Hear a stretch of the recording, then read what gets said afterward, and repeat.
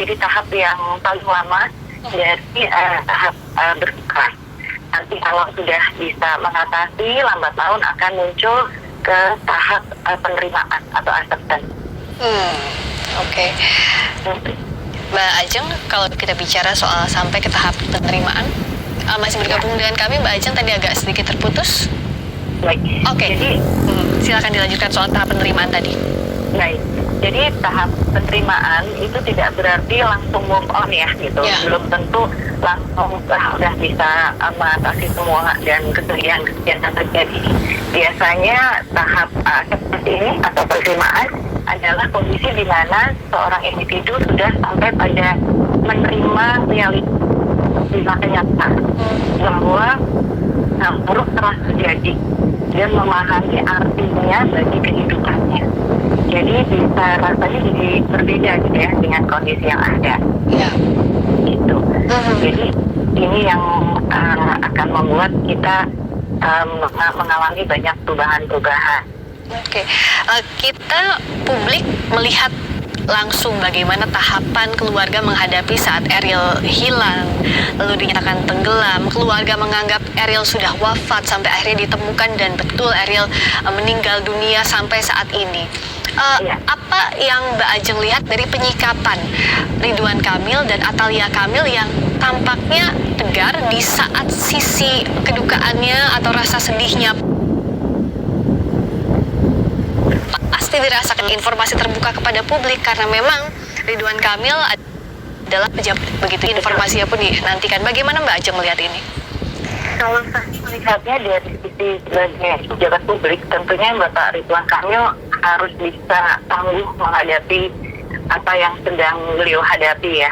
Itu sepertinya ada tuntutan dari publik juga untuk melihat sosok beliau bagaimana nih kalau ada sesuatu hal yang kejadian buruk yang terjadi, apa kira-kira yang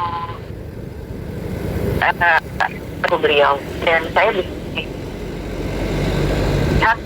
bisa tampil dalam artian beliau berusaha untuk tegar menghadapi ini semua, berusaha juga untuk menentukan, dan tentunya tidak terlepas dari support system beliau, yaitu Ibu Atalia yang selalu setia mendampingi. Juga demikian mereka juga memiliki anak yang ada 2 orang itu sebagai obat untuk mengatasi kesedihan beliau. Sehingga pada dasarnya saya melihat Bapak Ridwan Kamil ini berhasil memperlihatkan sebagai sosok ayah yang tegar dan tangguh menghadapi cobaan di dalam hidupnya. Kait dengan kehilangan putra tersebut. Ya, ada ketabahan luar biasa yang diperlihatkan ke publik dari penyikapannya pasca meninggal dunianya Ariel Khan Mumtaz, anak sulung, putra sulung kebanggaan keluarga, begitu ya Mbak Ajeng. Nah, saya mengutip apa yang disampaikan Ridwan Kamil pada saat doa pengajian, bahwa kalau kehilangan suami, istri ada istilahnya, anak kehilangan orang tua ada istilahnya, tapi orang tua kehilangan anak bahkan sampai tak ada namanya. Kalau dari pernyataan ini sangat mendalam apa yang dirasakan keluarga, kehilangan putranya, tidak ada satupun orang tua yang mau kehilangan anaknya terlebih dahulu, begitu ya Mbak Ajeng. Apakah memang ada penyikapan kedukaan yang berbeda untuk menghadapi fase-fase kesedihan tadi yang disampaikan oleh Mbak Ajeng dalam kasus ini? Ya, saya rasa memang pada dasarnya tiap orang punya cara untuk bisa mengatasi kedukaannya masing-masing. Ya. Ada beberapa orang yang terlihat sangat emosional saat mengalami kedukaan, tapi ada juga orang-orang yang berhasil mengelola emosinya dengan baik. Kalau saya melihat Pak Ridwan Kamil dan Ibu Atalia berupaya untuk menyalurkan emosi tersebut dalam bentuk tulisan, sehingga kalau kita bisa baca di sosial media beliau, ada upaya untuk bisa memberikan yang terbaik dan menyalurkan emosi tersebut melalui tulisan-tulisan beliau. Sehingga itu membuat banyak orang juga makin berempati ya dengan kondisi yang dihadapi oleh keluarga beliau, dan pada akhirnya cara penyaluran yang tepat tentunya akan membuat rasa kehilangan tadi bisa disalurkan dengan lebih baik. Dan tentunya jangan lupa setelah nanti pemakaman, setelah nanti mungkin ada pengajian ataupun ada banyak doa yang disampaikan, pada akhirnya akan masuk kepada masa-masa di mana keluarga jadinya mulai sendirian lagi ya. Karena kan sebetulnya memang butuh waktu untuk bisa menenangkan diri. Kalau sekarang kan sepertinya banyak sekali ya empati dari masyarakat luas, dan pada akhirnya bisa jadi banyak hal yang mereka belum sadari ya tentang emosi mereka sendiri. Iya, Mbak Ajeng, saat ini juga sama-sama kita melihat di layar Kompas TV, Anda juga saudara pemirsa Kompas TV melihat bagaimana warga menunggu sejak tadi pagi, mulai dari Gedung Pakuan sampai sekarang sudah keluar tol Soroja di area Soreang, Jawa Barat di kiri layar Anda. Lalu di sebelah kanan layar Anda itu di kawasan Cimaung, Kabupaten Bandung, bahkan dari sekitar beberapa kilometer dari lokasi pemakaman sudah warga menunggu, apalagi di luar area pemakaman, begitu pula di area depan pemakaman. Mbak Ajeng, kalau kita lihat Eril ya, Eril ini kan bukan pejabat statusnya, anak pejabat pun dia tidak aktif, almarhum ini tidak aktif di media sosial.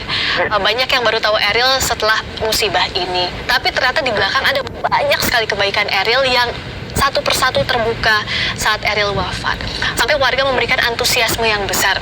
Apa yang Mbak Ajeng baca dari respons masyarakat, respons publik yang begitu menyampaikan simpati dan empatinya atas kehilangan Eril?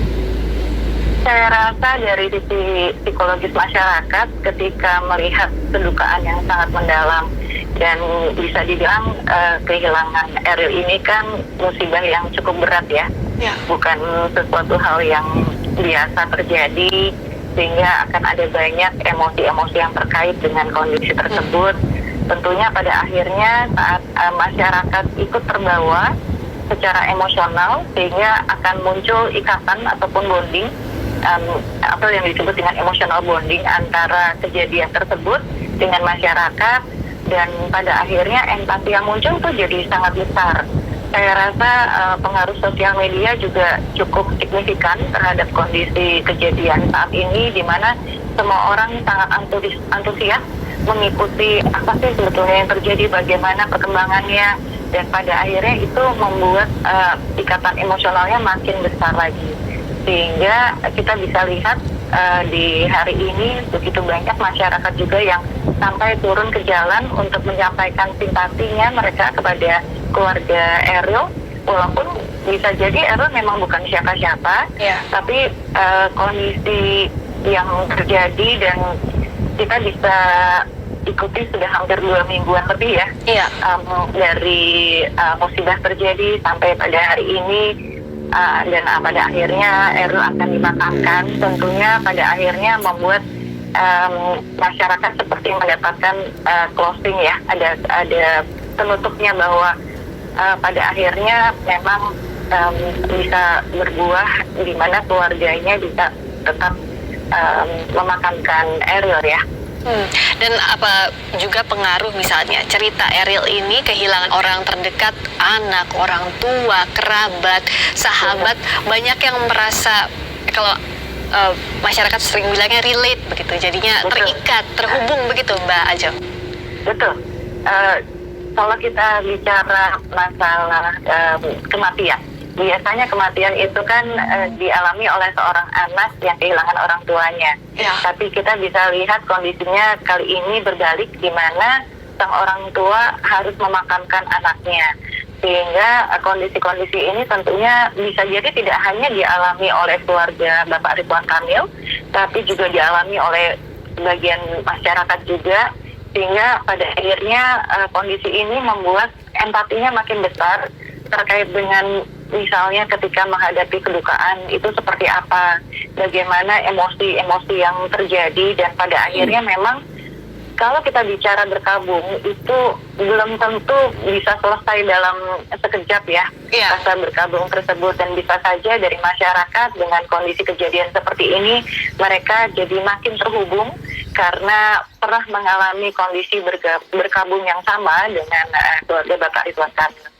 Mbak Ajeng, bicara soal kedukaan yang saya pantau sejak musibah terjadi hingga sekarang, itu yang ramai juga di media sosial adalah apa yang boleh, apa yang baik dikatakan kepada keluarga yang sedang mengalami kedukaan. Gitu, kita memantau ya. Jadi apa do's and don'ts-nya? Mbak Ajeng bisa memberikan informasi kepada kami, apa sebenarnya, bagaimana orang terdekat, bagaimana masyarakat kepada siapapun merespons jikalau ada seseorang atau ada keluarga yang mengalami kedukaan, ucapan apa yang baik dikatakan, ucapan apa yang baiknya tidak dikatakan? Saya rasa dari keluarga juga butuh waktu untuk bisa mencerna semua kejadian ini, sehingga tidak perlu juga untuk terlalu menyatakan sesuatu hal yang pada akhirnya justru membuat keluarga makin berduka. Misalnya seperti mengatakan bahwa coba aja kalau misalnya waktu itu tidak pergi misalnya. Atau kenapa sih waktu itu mesti bermain ke tepi sungai. Ada hal-hal yang sebetulnya tentunya buat keluarga menjadi sesuatu hal yang sensitif ya.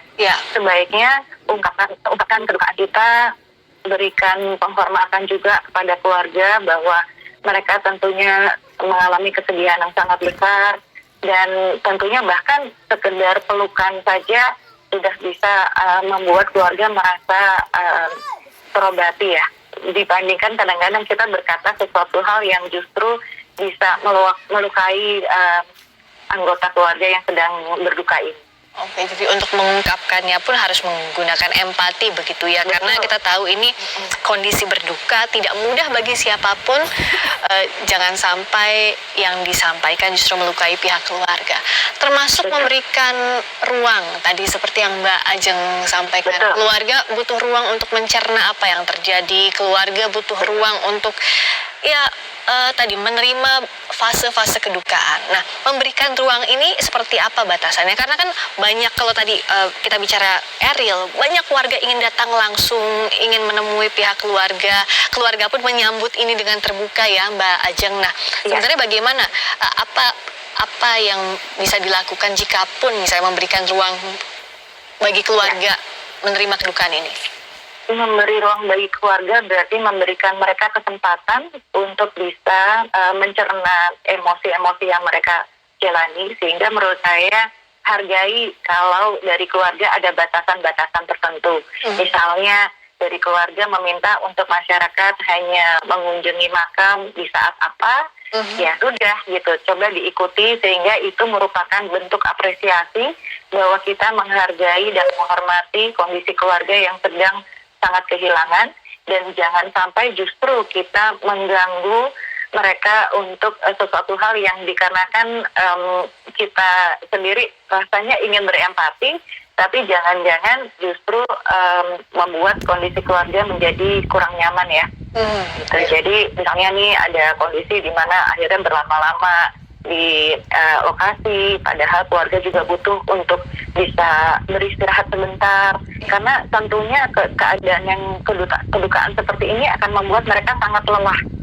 Pada akhirnya kelelahan tadi kan tentunya harus disikapi juga dengan baik, sehingga berikan mereka ruang untuk beristirahat sejenak, berikan mereka ruang untuk bisa punya bonding dengan keluarga intinya, dan tidak menjadi sibuk dikarenakan masyarakat memang sangat banyak ya yang ingin memberikan ucapan duka cita, tapi berikanlah kesempatan juga, dan jangan merasa bahwa kok keluarga tidak menghargai, tapi menurut saya lebih kita perlu mengapresiasi bahwa mereka memang butuh ruang tersebut.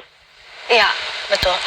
Tadi ruang privasi, siapapun butuh untuk mencerna apa yang terjadi, apalagi ini menerima ketetapan Tuhan yang amat berat begitu ya, Mbak Ajeng, yang harus dirasakan keluarga.